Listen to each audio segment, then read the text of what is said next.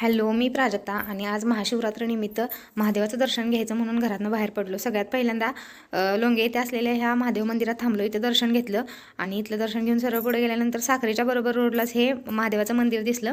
इथं सुद्धा दर्शन घेतलं आणि आम्ही सरळ पुढं निघून गेलो. पुढं आल्यानंतर हे सावनमध्ये एक महादेवाचं मंदिर दिसलं. इथलं दर्शन घेतलं आणि इथं पूजा, अगदी इथली पूजा खूपच आवडली.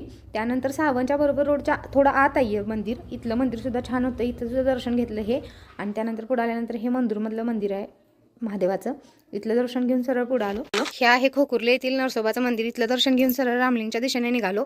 इथं नवऱ्यानं स्वतःहून केसात गजरा घातला, यासारखं दुसरं सुख कायच नाही. त्यानंतर रामलिंगला दर्शन घेण्यासाठी आत गेलो. सगळ्यात पहिल्यांदा इथं हे गणपतीचं दर्शन घेतलं. त्यानंतर आत मेन गाभारा म्हणजे रामलिंगचा आतला जो गाभारा आहे तिथलं दर्शन घेतलं. बाहेर आलो. ऊन जास्त लागत होतं म्हणून कलिंगड खाल्लं. आणि रोज नवऱ्यालाच किती गाडी चालवायला लावायचं म्हणून मी स्वतः गाडी घेतली आणि घरी आलो. कसा वाटला व्हिडिओ नक्की सांगा. तसेच लाईक करायला विसरू नका. थँक्यू.